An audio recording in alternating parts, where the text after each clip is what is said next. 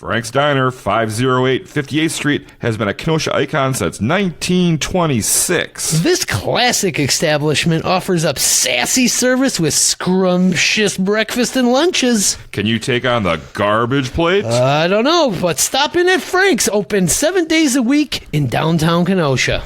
Hey, Donny, where can I get some great nachos? Nachos, nachos, nachos. Look no further than the specialty nacho queen. She offers all kinds of different takes on the traditional nachos with her delectable specials, along with salads, soups, sandwiches, and more. For amazing, locally sourced, non-GMO, gluten-free, vegetarian, and vegan options, find the specialty nacho queen every Saturday at the Kenosha Public Market, and find her on Facebook for more info.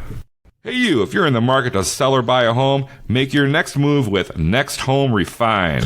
This local real estate brokerage specializes in humans over houses, focusing on the main part of the real estate transaction, the people. Contact Minnie Samuel at 262-960-0468 or Minnie's, MINIS.smarthomeprice.com to start your real estate adventure. That's Next Home Refined.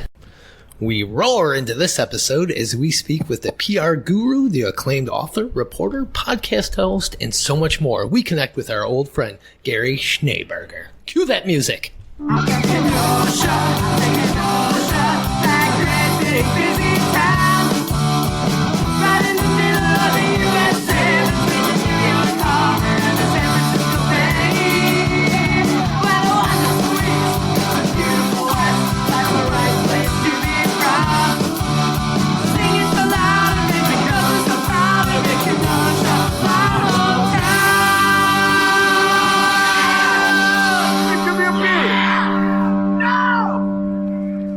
So this is different now. We actually play the song now, Gary. I know, that's awesome. Yeah, we used to kind of plug it in later on, but now we actually have it. It's live right here in your ears. And I'm like, that's like an earworm for me now. It's a great song. Yeah, as people might not know, this is your second time you're on the show. It is. Yes, but this one's all about you this time around. And I hate that so much. And they're laughing so loudly because they know that's not true. This is going to be a great episode. We're looking forward to it. We've known you for quite a while. So Yeah. it'll be fun. Jason, speaking of that theme song. Oh, what a great song by Dropping Daisies. Dropping Daisies. Still number one in our hearts and number one on the charts. They did a great show this summer at Taste Wisconsin. Yes, they did. I watched some of that show. Yeah, It was fantastic. they're awesome. Thank you, Dropping Daisies. Where are we at here, Donny? We're here at Luigi's Pizza Kitchen for I don't know how much longer, located at 7531 39th Avenue. They're open Tuesday through Sunday. Give them a call at 262-694-6565. Check out their full menu and order online at luigispizzakenosha.com. And guess what? Their dining room is now open, everybody. You can eat inside of Luigi's Pizza Kitchen. So do you think we're going to get kicked out now? I don't know. There's a lot of changes going on in the world. We'll see. I mean, we're here today, though. Yeah, we're lucky today. We're waiting for someone to barge in and say, hey, get out of here. Yeah. So this could be like the last episode ever. We don't know. There's a lot of turmoil going on here, but... That would be, I mean, for me, that would be fabulous because I still remember the phone number from my youth. Yes, see, there we go. And what's that phone number? 694-6565. All right. Ooh, order those pizza pies. That's right. And don't forget, you can also show your support for the Ktown Connects podcast by getting your very own merchandise. Ooh. That's from the Lettering Machine in downtown Kenosha. We got t-shirts, sweatshirts, beanies, koozies, masks, and more. Find that quick link right at ktownconnects.com. Also look for the Ktown Connects podcast on Spectrum Channel 14 and the Kenosha Community Media streaming channel on the Roku box. It airs every Wednesday at 11 a.m. and Sunday at 5 p.m. Look, Mom, I'm on TV. Oh, isn't that cute? Yeah. Make sure you follow us on all those social media outlets and drop us a review on those outlets. That's the Ktown Connects podcast. And also want to give a special shout out to our Patreon supporter of the week, our good friend Dana Nelson. Thank you, Dana, for joining the after party at patreon.com/Ktown Connects. Dana and all of our Patreon supporters get early access to each episode. Wow. Bonus material. Wow. Oh, get this, you two. And the critically acclaimed bonus show, It Is What It Is. Wow, wow, wow. Yeah, That plus so is- much more. That is something. And I just have to say, you guys talk exactly like the medical complications on an ad on TV for some medication. I mean, you're talking fast. You're hitting all the high, all the proper words really tight. So bravo. Ktown Connects podcast may cause bloating, bleeding from the brain, and massive headaches, hemorrhoids. Well, subscriptions start as low as $2 a month to join the Patreon party. So find the quick link at ktownconnects.com. Wow, that sounds great, Donny. I'm going to do that right now. I'm out of breath with all that. Ooh. Wow, we got it out of the way pretty quick, though. And there's probably a medication that'll help you for being out of breath. May cause drowsiness. Yes. Well, Gary, thank you so much for joining us again. Thank you for having me back. Yeah, it's going to be a fun because you are a busy man. You do a lot of stuff. I do indeed. I'm a man of many talents. I wasn't going to say that. Master of none. Dabbler of many, master. Yes, there you go. There you go. Well, you know how this works. We're going to kind of just get to know you in this segment, and then we'll get into everything that you're into. Awesome. We're into. What was the first thing you remember writing? First thing I ever remember writing was, and I still have it, a story called The Pig, which was written in grade school. So I had to be, first or second grade. Oh. And I still have it. It was written on like scratch paper around the house, and it was about a family that wanted a pig, or the children wanted a pig, and the parents gave in and they got the pig, and then that was pretty much it. The kids were all happy. There was lots of exclamation points, and we don't know what happened with the pig at the house. My guess is breakfast eventually. Yeah. Was this some kind of subtle hint to your parents that you wanted a new pet? I don't think so. I just think I was writing from my knowledge base, which was we had a dog. Okay. And I liked bacon. So I'm not sure I made the connection that pigs make bacon, but whatever it was, maybe it was a subliminal thing. But yeah, that was the first thing I ever wrote was a story called The Pig, and it still exists. I have it in my bookshelf. Looking to publish it at all? No, I don't think, I have a lot of work at the moment on books, but I don't think The Pig is going to be revisited. Okay. When did you realize that you wanted to be a writer? Like, wow, I'm good at this? Did it come years later, high school?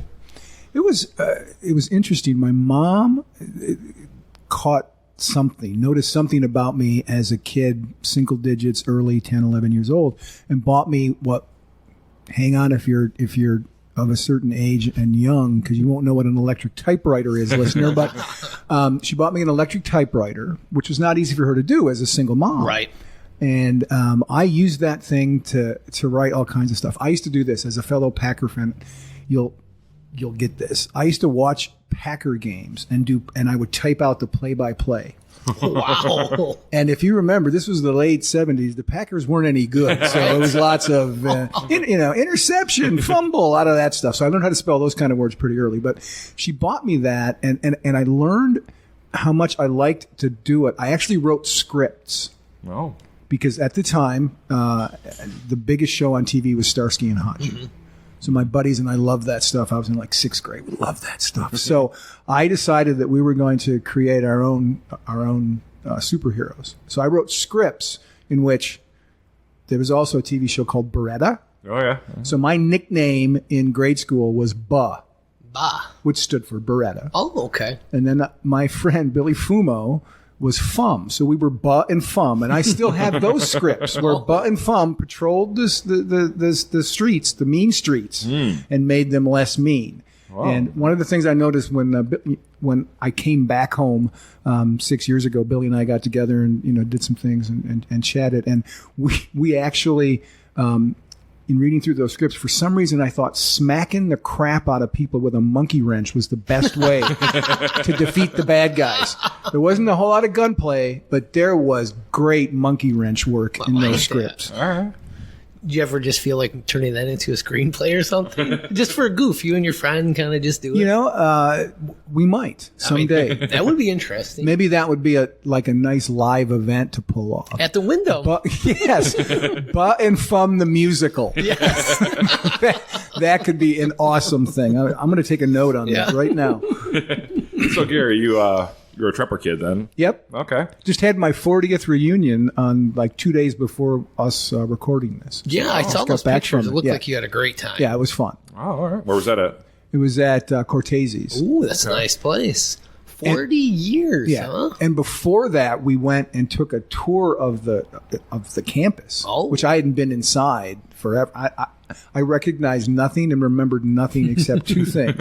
One, the picture of George Nelson Tremper, the painting that's still hanging in the same place it was hanging when I went there. That, and we went into the pool, and not just it looks the same, but the sensory memory of that humidity and that smell, and it's not a bad smell, it's just a pool smell. Yeah. Just like no pun intended, washed over me and everybody else who was on the tour. It was fabulous. So that was kind of fun to do that. And then the reunion was great. And so 40 years ago from Tremper High School. So what were some of your hangouts back then in high school? What'd you do for fun? Well, the PC answer would be we played softball. and we did do those things. We also hung out at Sunnyside a lot. And did a few other things that probably weren't. But the law was 18 then, right? So that's how you kind of got in? Correct. But I didn't get in that because I graduated early. I skipped 6th grade. Oh, wow. Which everybody goes, and that tends to be oh, wow, like it's a good thing. No, you're the young kid then. And 6th grade's a terrible grade to skip, or at least it was back then, because 6th grade you still had recess, right? So Friday I had recess. Monday I'm at Lance. I'm like, wait a minute, I don't get to play kickball or do anything like that. I trade recess for study hall. Adulthood sucks, right? I mean, getting older is no fun. So I'm one of the younger members of my class, which is kind of cool for that. So I was only 17 when I graduated from high school. So I was not technically legal, although it was 18 to get into bars. I was not technically But it was legal. ever to get in then than when it was 21, Oh, absolutely. Yeah. And I always got grandfathered in. So when it went up to 18, to 19, I was good. So that all worked out. So well, when you're going to Tremper, what were your dreams? What did you want to do after high school? Did you know you were a writer then, weren't you, at Tremper? I was. I worked for the. That was actually the sort of the first bite I had in wanting to do journalism. I worked for the. It was a weekly newspaper. No, I'm sorry, a monthly newspaper called The Tempest, which I sadly learned on the tour of the campus has been, snowed under or paved under. It's not there anymore.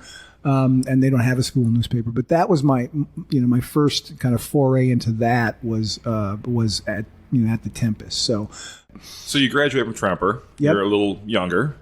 You're looking to go on to Parkside, right? That's right. Yep. But then you had to get a job too. So what was your first job in journalism then? My first job in journalism, and Donny, you know this one. Yeah. The first thing I ever got paid to write was for Happenings magazine. Oh. I was, and I just wrote the date down because I looked it up on my phone on Facebook because I've posted this several times through the years.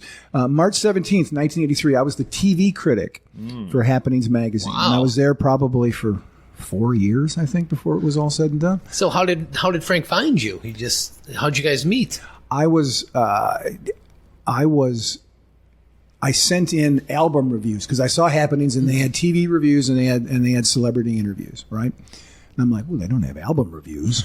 So I the new Don Henley album came out and I sent it off to the editor, Dave McGrath. And he wrote back and he didn't want any album reviews, but he needed a TV critic because the TV critic was moving on. So I wrote a couple things. He brought me on board, and there you go. I got to work for Frank. So I still have at my house, in my home office, and I've laminated it so it doesn't get torn. A photocopy of the first check I ever received. Oh, very nice. From Happenings, the first time I was ever paid to write. So that was something I will never forget. Can you say how much that was? Well, it was for one job, right? Yeah. Keep in mind under two $20? things. Keep in mind two things. One, it was 1983. Of course. So things are different then. Right. It was $20. Okay.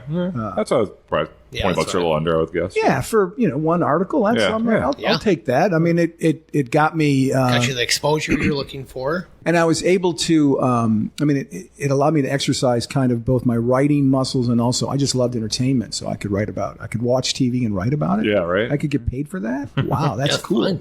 And at the time, given my interest, quarter beers were a big thing. So, $20 would buy a lot of quarter beers. That went a long way back then. I was still living at home in college, so that was all were good. you writing reviews weekly then? Yeah. Oh, yeah.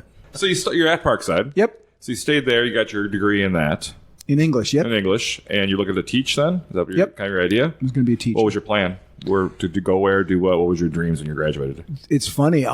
In that same thing where I said our class president was going to, lead a revolution in Cuba, I was teaching English in the suburbs of Chicago. Oh. That was my big dream in life, and got the degree and then never used it ever. Because while I was at Parkside, I became editor of the student newspaper.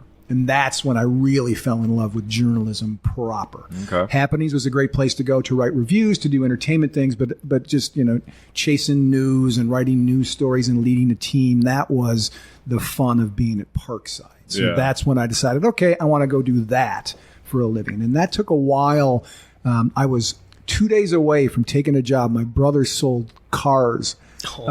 And I know, I was 2 days away from going to work for my brother selling cars because I was unemployed for like 2 months after college. And then something came through where I got a gig at the Racine Journal-Times. And the rest, as they say, is history. That's right. So the Racine Journal-Times. Yeah. Big wig there, right? No. I actually started out as a temporary reporter replacing a woman who had gone on maternity leave. Ah. So she came back after 3 months, whatever it was. I left. She quit the next day because she missed her child. And then they were like, oh, let's hire this kid. So then I came back, and then I was there full time, and then, basically moved every 2.5 years or so while I was in the newspaper business.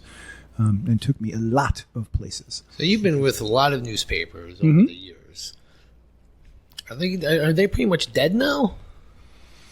It sure looks like it. I mean, but there's always I always think there's a spot for them, but it's just not a big spot anymore. I think newspapers are less, newspapers proper are less robust than journalism is. Journalism just shifted into different places. It shifted into places like this podcast. It shifted into online stuff. There's a lack of, from my perspective as an old journalist, there's a lack of experience that's demonstrated too often, where on the cover, like on the front page of the paper, you'll see a headline that says, attempted murderer arrested. And I'm like, I would have, first, as a young reporter, I would have gotten kneecapped for writing that because I've just libeled the guy by calling him an attempted murderer. Yep. And when then I became an editor, I would have kneecapped a few people and maybe even fired them for saying that, because you can't say that. You have to say a suspected murderer, an accused murderer. He was charged with murder. You can't just come out and say someone's a murderer. It seems like the local paper's gotten real sloppy as well lately, but I don't want to pick on them. All right, let's take a little break. We'll come back, and we're going to get into some of these books you've been putting out in this podcast and Roar and all this other good stuff. All right. We'll be back with more. Are you suffering from pain, migraines, PTSD, anxiety, grief, or stress? Visit Laura Cox of AccuWell Integrative Health, 3917 47th Avenue, for excellent care in the form of natural, functional, and traditional Chinese medicine. Visit AccuWellWI.com so you can live well, choose well, and be well. For world-famous pizza, sandwiches, wraps, salads, and more, stop down at Kaiser's Pizza and Pub, 510 57th Street in downtown Kenosha. Go with one of their classic specialty thin crust or order the unofficial Ktown Connect special, the double-decker veggie pizza. Don't forget the apps. Ask about their weekday dine-in specials. Or place your carry-out or delivery order at kaisersofkenosha.com and check out those special online offers. That's Kaiser's Pizza and Pub, located in the heart of downtown Kenosha. And we're back from that break. Gary, what a break it was. It was riveting. It was so far the best break we've had. I think so. I think it's the worst break we've had. All right, Gary. Yes, We're going Donny. to fast forward a little bit here. Okay. You're in L.A. You moved to L.A. I did. It's insane. I moved away from Kenosha, just to sort of level set everything. I moved away from Kenosha to work in Racine initially, but then I moved to Iowa in the very late 80s, so 89. And then I was gone. I moved to a variety of different places, Texas and Nebraska on purpose. Another, a thing in Texas. And I ended up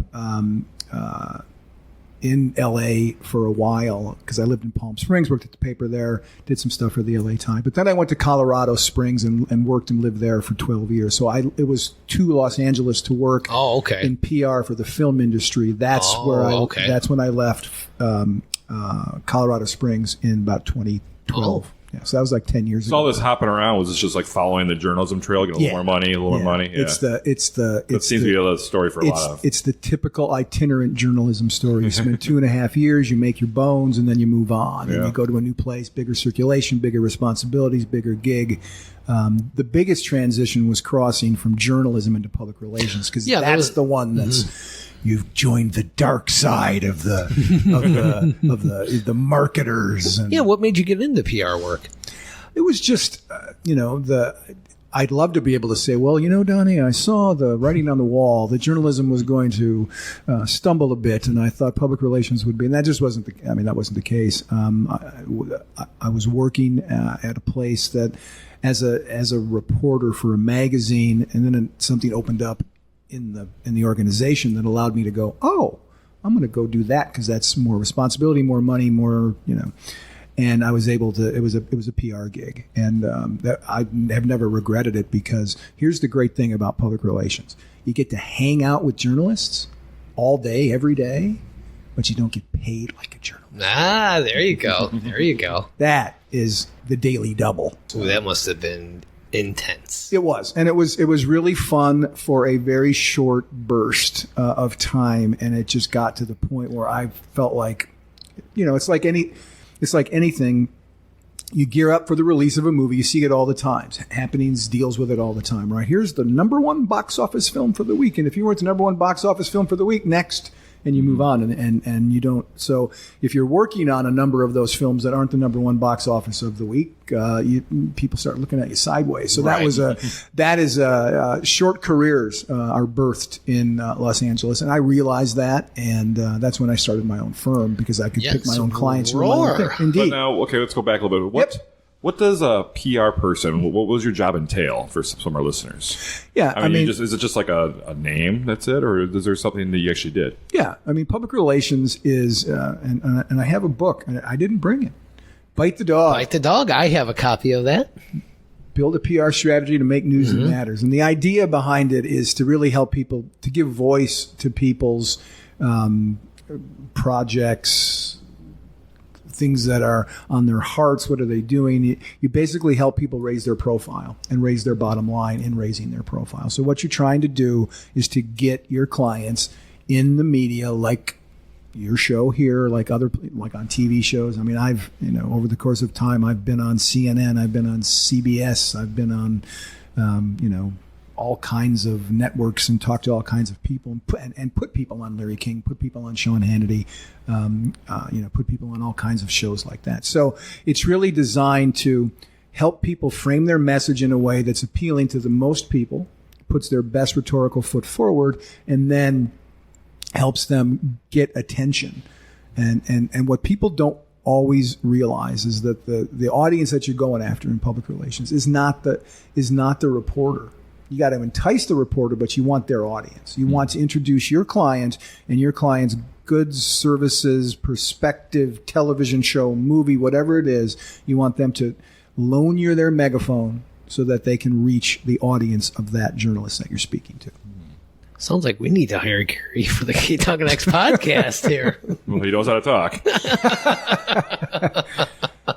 All right, Gary. So then you decided to start your own company, Roar. I did. And before we get further there, let me give you guys both Here's Oh. you can't see it here, but there's little lapel pins, little roar lapel pins. Be heard, roar. Yeah. Be heard. Yes, my Thank you. Thank you, Gary. my company logo is a lion. It's a beautiful logo. Oh, thank Did you design it yourself? No. Gosh, no. Oh, somebody as big as you hire somebody to do that. Well, no, right? but not as big as me. Someone hopefully as wise as me knows what he's good at and what he's not, and I'm definitely not good at that.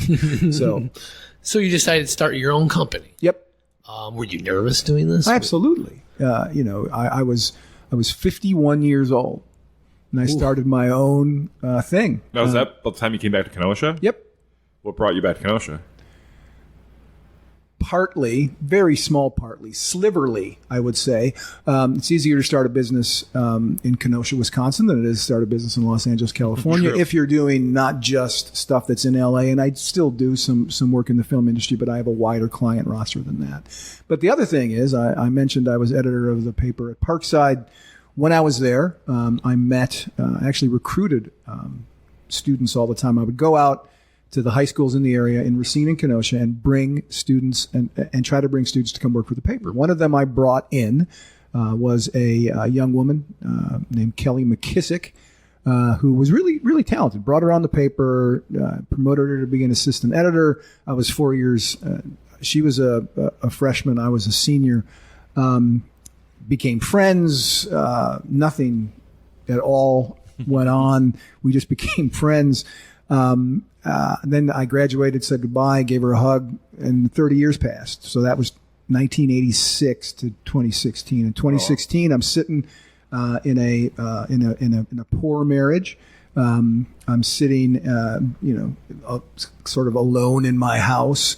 And over the course of the years, I would go on Facebook periodically and go, I wonder whatever happened to Fred, who I worked with at the paper in Victoria, Texas. And I'd go on Facebook and type in Fred's name, and there was Fred. And then we would, for whatever reason, on February 13th, 2016, I reached out. I thought of Kelly McKissick. I looked her up, sent her a message. Within 12 minutes, she responded, said, "Hey, Gary, oh my gosh, nice to talk to you." We spent the next, not even week, next 6 days recognizing, realizing, and just in communicating through messages on Facebook that we were still friends. And then we realized we were more than that. Ooh. She was going through a divorce. Like I said, my marriage was falling apart, and we realized we were in love. And when you are 51 years old and you realize you're in love, you don't waste time. You don't waste time. And the other thing is, working in the film industry really taught me this. All movies are in 3 acts, right? Third act is always the one where the action really takes off. There's some little conflict, and then the hero wins the day, gets the girl, and that's that. Yeah. I was 51. If you go by actuarial tables on how long we're supposed to live, that's about the third act, the start of the third act of my life. And I wanted to get the third act of my life going. So I moved from Los Angeles, California, back home to Kenosha, Wisconsin after 28 years away. Wow. To see this girl, huh? Yeah, to marry my now wife of 5 years, Kelly. Oh. That is a beautiful story. Thanks. Wow. Yeah, I mean, it is. I'll ask people, when they're like asking me my story, I'm like, what would make a man move from Hollywood, California, back home to his hometown in southeastern Wisconsin after he's been gone for 28 years? What would do that? Yeah. And it's love is the only thing that's going to do it. Yeah, you're right. And I don't regret a thing about it. And I've just fallen back in so easily to the point that I'm doing work again for Frank. That started right after I got back. My old running buddies from my neighborhood are still around. I saw one of them at my reunion who wasn't part of my class. That's a funny story. And it's just been great to reconnect, but then to see how Kenosha's grown in certain ways. Yep. Like one of the things I did, and I'd never done this before any place I'd lived, I was for a couple of years just recently stepped away from the board of the Kenosha Harbor Market. I was sad to hear that. And, the reason really is I'm just too busy, and it took too much time. I didn't want to give them short shrift. But when I came back to Kenosha after 28 years away, and the market's been around 20 years about, I was like, oh my gosh, something like this exists in Kenosha. It was amazing to me.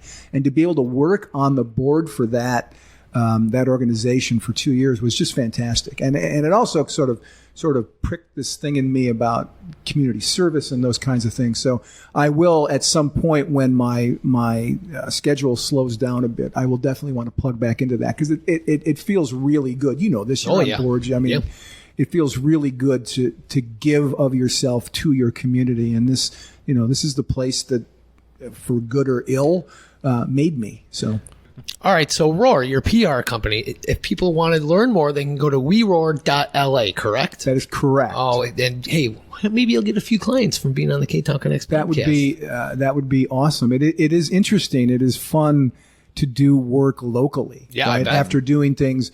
I mean, this is like with local clients here in Kenosha. I have done things like named a restaurant. I named a band recently. Wow. A band needed a name. I came up with a band name. Well, which restaurant did you name? Well, that would have been Choo Choo Charlie's Shriner Diner. That was me. Shriner Diner was me. I which like that. Came in like a moment of, whoa. I thought you told me it came to you when you were going to the bathroom. No, I don't think it did. If I did, I was probably being uncharacteristically not on brand at the time when I said it. But the best thing I did is I helped a client. I helped actually his daughter with the slogan she had for Homecoming Queen. Oh, well, that's fun. That was fun. So I wrote, in addition to writing, I've written something that's appeared in Newsweek magazine. Wow. And I've written a Kenosha High School Homecoming Queen slogan. Wow. I mean, you don't get any better than that. Right? I should just hang them up right now and walk off into the sunset, right? Yeah. But you're not walking into the sunset. What do you got coming up? You got some books you're working on. I know. How do you have time to do all this? Yeah, I mean, I still got a full roster of clients at Roar that we're working on all the time. One of whom is the gentleman who runs the podcast, Warwick Fairfax. A podcast is called Beyond the Crucible. Yeah, and you can find that on any of your podcast providers. Correct, and it's all about how you overcome setback and failure and bounce back and lead what Warwick calls what we call a life of significance. So that's great fun to do. Sounds real gloomy. Yeah. Well, no, it's not. I mean, there are some moments that are like that when people tell the stories of here's failure and setback, but it's all bounce back too. Yeah. So there's failure and setback. It sounds very positive. That's why I was being sarcastic. I gotta spend more time with you, Jason, so I can tell when you're sarcastic. Most of the time. Because you're really good at hiding that. There's a lot of that going on. How long have you been doing? You've been doing that for a couple of years now, right? Yeah, I've been co-hosting the show now for 3 years. Wow. I think. So, wow. That's just one of the big joys of what I get to do is just, as you can probably tell, I don't mind the sound of my own voice. I like talking a bit. So, but then I also have just in the last 3 months had 2 books published. Yeah, film study books with my best friend since college. Known him for almost 40 years now. Wow. Author James L. Nyber, who will always be Jim to me. But we've written books on the films of Frank Sinatra called Frank Sinatra on the Big Screen. The singer is actor and filmmaker. That's out. Oh, here, Donny's going to take a picture of me while I hold it up in real time. Now, how do you write a book with someone? That seems kind of, I guess maybe you just help out with the research. You kind of go back and forth on that. Yeah, I mean, we found a good rhythm where we'll divide up the film. So it's each book, both books, and the one that's out now. It actually came out on the day that we're having this conversation.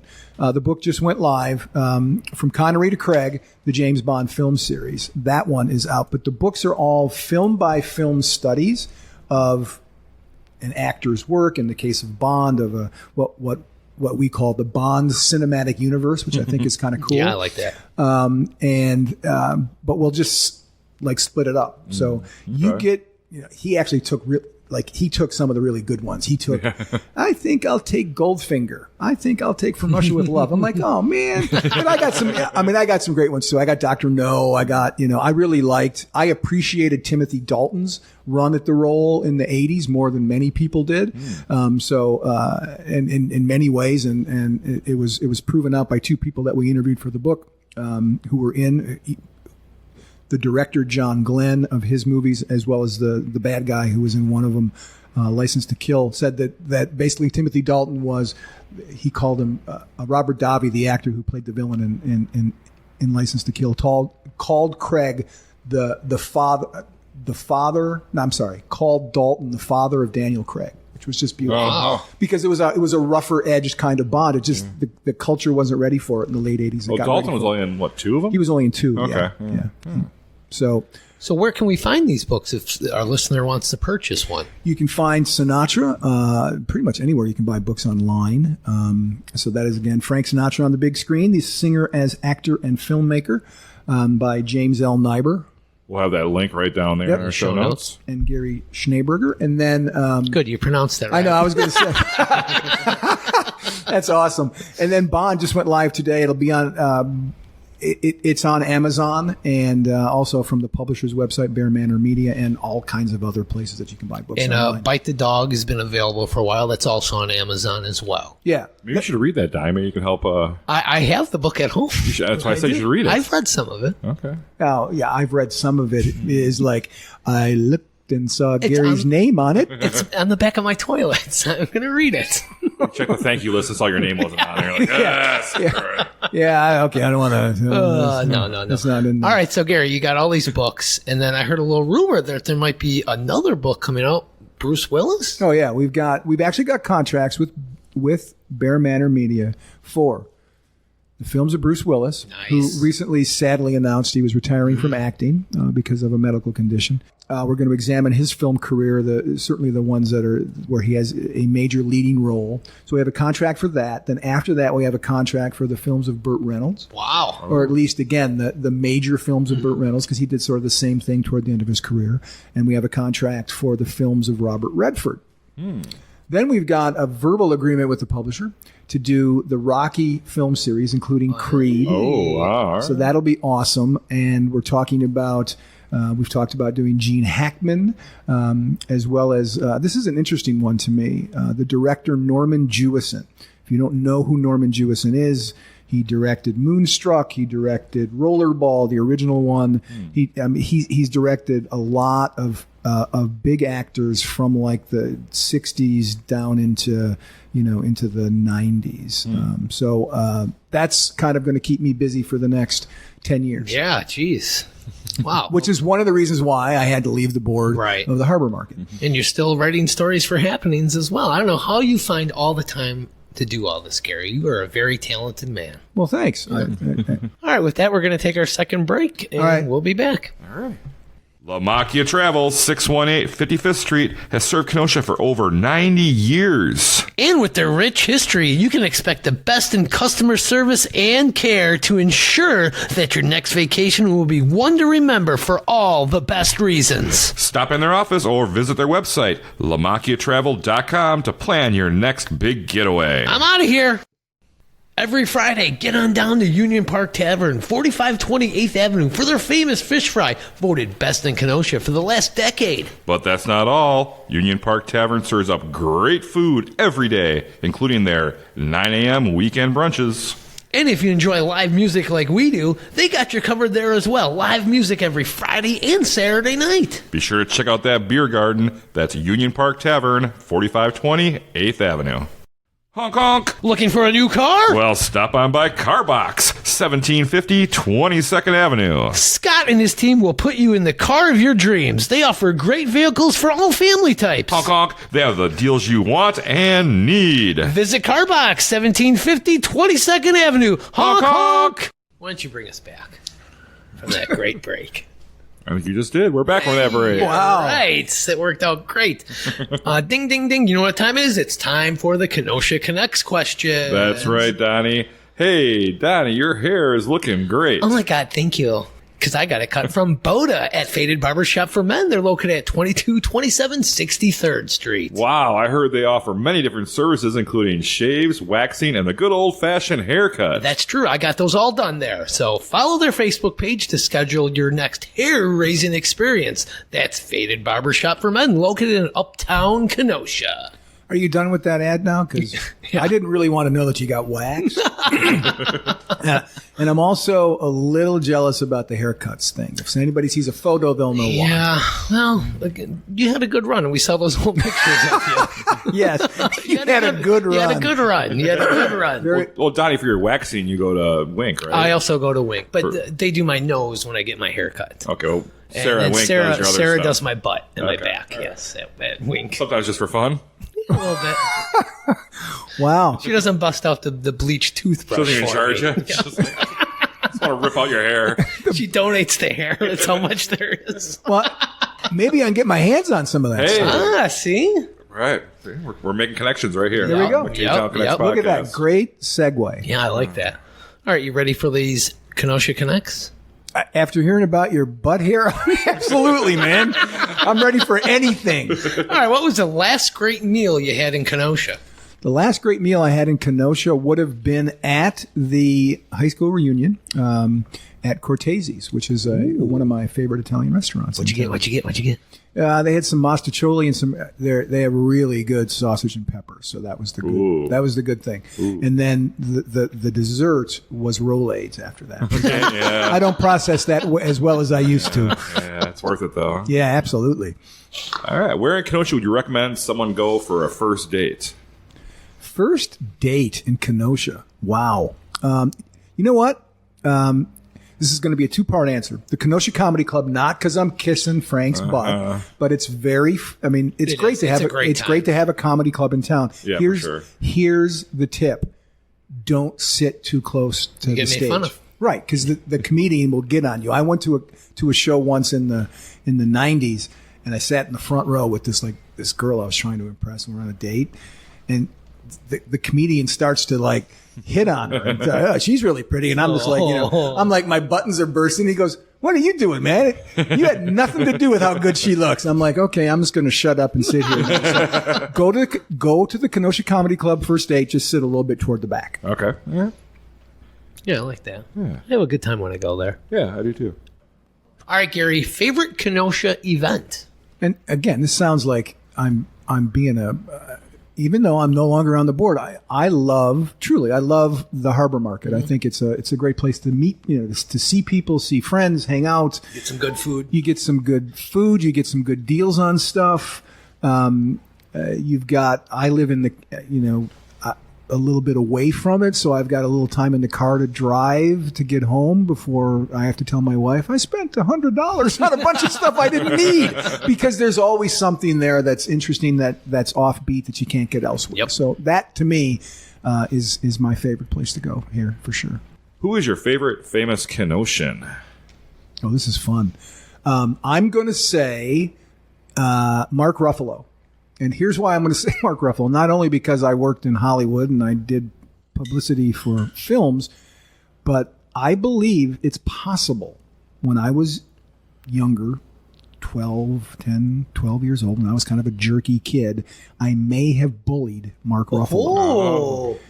Here's where I put all those pieces together. So a buddy of mine was doing some renovation at what is now the Stella, and it used to be the Elks Club, and I used to take swimming lessons there. And he found this old logbook for swimming lessons, and I was in a swimming class with Mark Ruffalo, Wow. who was like 4 years younger than me. Well, knowing who I was when I was 12, knowing that there was a kid who was 4 years younger than me in the same class, I'm putting two and two together and thinking I was probably like splashing water in his face. So I've gotten some mileage out of. I used to beat up the Hulk when I was a kid. Yes, I was just going to Yeah, say. right.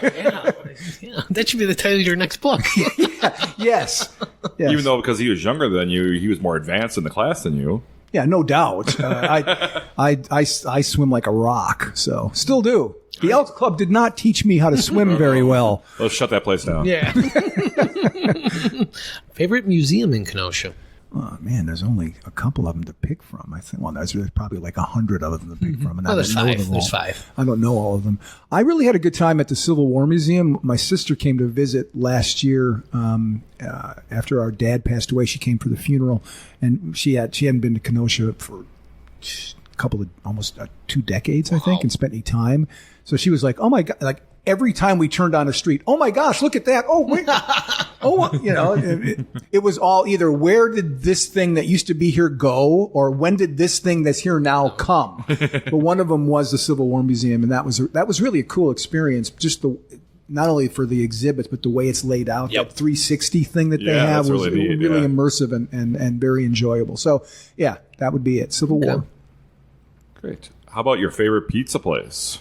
We're sitting in it, baby. Hey, Luigi. All right. We're Let's fire up sitting those in it. ovens. 694-6565. I called that so much when I was a kid. I still remember. I couldn't believe it was still the number when I moved back home. so good. Yeah. All right, where can I get the best burrito in Kenosha? You a burrito man?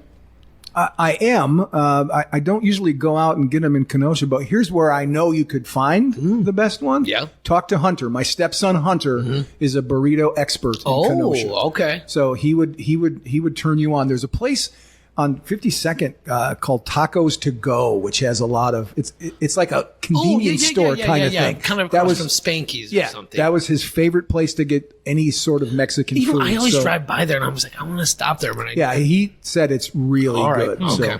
So. Look at that. I answered the question even though I don't have any experience. I love it. You really That's what PR guys do. We just keep talking until the right answer comes out.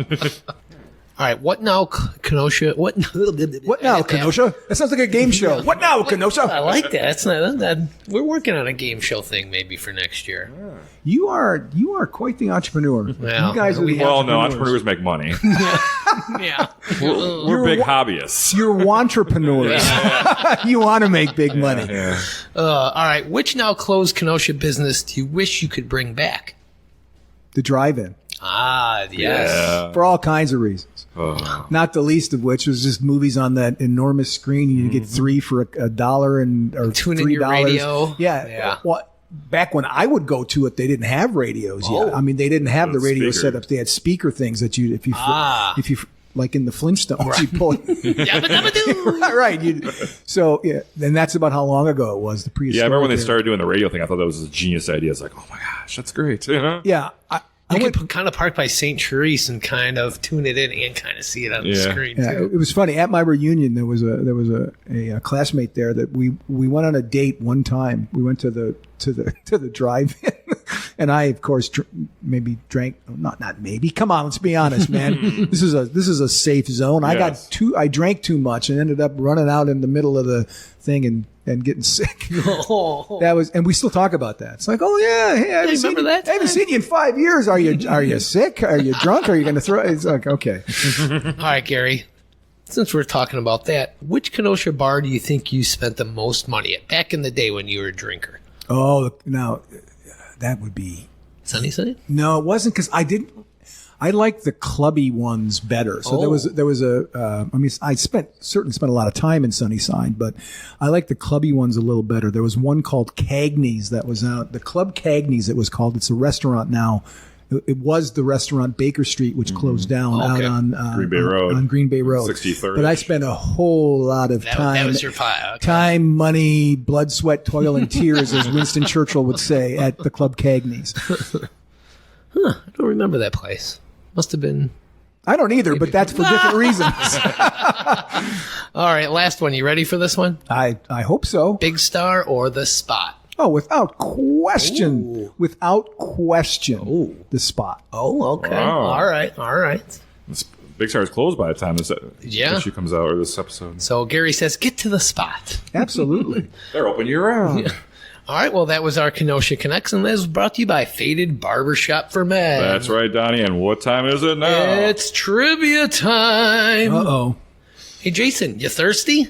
You bet, Donny. Well, get on down to Lucci's Grandview, located at 6929 39th Avenue. Oh, yeah? Yeah, and grab yourself a nice ice-cold beer and some good conversation. Wow. Yep, this family-owned bar will serve you up some great memories. Follow them on Facebook for their upcoming special events, and just go have a cold one with Sarah and AJ. You ready for a little trivia? I am ready for a little trivia, but I got to say this. You guys could, do voiceover work. Oh. If they, redid the Flintstones, you guys could be, I don't know who'd be Fred and who'd be Barney. I have my ideas, but, who I would cast in which role, but you guys could do that. I like that. All right. So now it's time for trivia, where we put our guest against Donny. Oh, boy. And I got to be honest, usually I kind of cater the questions where they're easier for the guest and kind of dip really hard for But Donny. you sandbag me? Well, that's the way I usually do it. But I'm doing James Bond trivia, and you're wearing a James Bond shirt. I'm so And I just wrote a book, Yes, a 400-page book on James Bond films. So I think I have to give Donnie the easier ones on this one and give him a I fighting won't get chance. any of them. So You've seen James Bond movies. but I only once or twice. All right, so we're going to start out here with our guest. Cheat sheet. So this is the best of three. Okay. Okay. Gary, Yes. how many kills does it take to be promoted to 00 status? Is it 0, 1, or 2? 2. You got it. See? Okay. Gary up 1-0. Donnie. Shoot. Oh, this is multiple choice. So you can I got a chance. You're telling me I have a chance. How does Goldfinger kill Jill Masterson? Does he throw her in a pool of piranhas? Does he drown her in a waterbed? Does he paint her skin gold? Does he cut her in half with laser beams? Paints her skin gold. See? Bravo. There you go. Ding, ding, ding. All right, tied it up. 1-1. I was just thinking of that Austin Powers movie. Oh, yeah. Gary, here's an easy one for you. Okay. What Secret Service agency does 007 work for? Is it MI5, MI6, MI7, or MI8? That sounds like the start of a song. It's MI6, Hey, Hey. MI6. You which got it. in the book, my co-author... That's out now. Yes, that's out now from Connery to Craig, the James Bond film series. In our proofs, my co-author and I realized that as we referred to MI6, at least 13 times we typed M16 instead. Well, at first I was calling this M15, M16. Yeah. Because I've seen a lot of Bond movies, but I don't really know them that well. So I'll have to read your book. Well, yeah, you have to get the book. Available now, in case you did not hear that. Buy Click it. that link Buy in it the to show buy notes. it. Yes. Donnie, let's see if you can keep Tie it it up. going here. All right, let's do this. Donnie, which body part of Dr. No is missing? Is it his hands, his legs, his eyes, or his nose? His nose. That is incorrect. It would be his hands. I Yes, knew it. Dr. No Hands. That's his last name. Is Hands. Dr. No Hands. Right, Gary, Little that's in your trivia. book, Oh, right? yeah, I'm sure. That's on page 327. Gary, let's see if you can win it here. You got this, Gary. In Moonraker, what kind of vehicle is 007 issued? Is it a bus, a car, a spaceship, or a gondola? Is he issued? Now, that's an interesting question because he gets a lot of stuff. He's not issues. Oh, I may get this wrong. I don't know what they mean by issued, so I'm going to say spaceship. Oh, that'd be incorrect. It was a gondola. I know he was in a gondola, but I wasn't sure he was issued that. Yeah, it had like rockets and stuff that shot out of Yep. it. And yeah. Yeah, and there's some weird stuff in that movie. All right, I'm going to tie this out now. All right, here we go. Oh, my God. I'm going to beat a famous author. Who wrote a book on this subject? You could dine out in this town at Big Star for months. Donnie, in The Living Daylights, what does Bond use to sled down a mountain? Is it a garbage can lid, a door, an instrument case, or a mattress? A mattress. Incorrect. Was it a garbage can? An instrument case. Yes, a cello A case. cello. to be- A Stradivarius cello. So, Gary, you win our trivia. Congratulations, Gary. And guess what? You win a free Ktown Connects t-shirt courtesy of the Letter Machine. The Letter Machine is located at 725 50th Street. They can customize almost any gifts, uniforms, school apparel, office attire, accessories. You name it, they can do it. Check out their online novelty shop at thelettermachine.com as they have some already awesome made designs ready to go. You get a Ktown Connect shirt. Wow. That is It's amazing. That's worth the gas coming out here. For real, I know. Even in time of all the financial stresses now. We it's want to worth see the you time. wearing that shirt when you're doing all the press for all these books that you have coming out. There you go. There we I'll go. be hopefully there's nothing on there that's going to be embarrassing. So the Frank Sinatra book is out now. The James Bond film series book is out now. Wherever you buy books, Yep. go there, buy that. You also find Bite the Dog book. Yep. Are you getting that in any bookstores here around town, like the independent bookstores? We haven't gotten into that yet, but that's one of the things that will go. Okay. I mean, Donovan? we're just now at the time that we're doing this recording, where we're just now starting the publicity for that. Ah. Because we got Blue House Books and Donovan's shop down there too. And I know Donovan from the Harbor Market. Yes, yes. And don't forget about Roar, your PR company. Yes. So that's weroar.la for more information on the internet. So look them up. And Absolutely. And don't forget your podcast. Subscribe to your podcast as well. Beyond the Crucible. Yeah, let's do that. Well, Gary, thank you so much for joining Thank you guys. us. It was, Yeah, great show. Let's thank our sponsors one last time. Oh here. boy! So we got to thank Kaiser's Pizza because it used to be the downtowner, but Right. fortunately, R.I.P. yeah. it's Union Park Tavern. CarBox, Frank Steiner. Mini Samuel of Next Home Refined, Acuel Integrate Health. Laura Cox's new business that I have not learned how to say yet. the Specialty Nacho Queen, Lucci's Grandview. LaMacchia Travel, Faded Barbershop for Men. Wink Beauty Boutique, The Lettering Machine. Gerber's Gift Shop, And, of course, Luigi's Pizza Kitchen. oh yeah, Ah, what a great show. We've done it. We finally, we're back in the swing of things after 4 weeks off, or 2. But, Jason, what a great show. I'm just trying to figure out Thank you so much, Gary, for being here. we love you. It- Thank it you was- so it much. Was, it was great being here, and you guys didn't seem like you'd been away for anything more than like 2 weeks. So Thank you. Thank you. Thank you. That was really Thank good. you. So, Jason, what are we doing here on this show? I don't know. We're- What are we? Connecting Kenosha.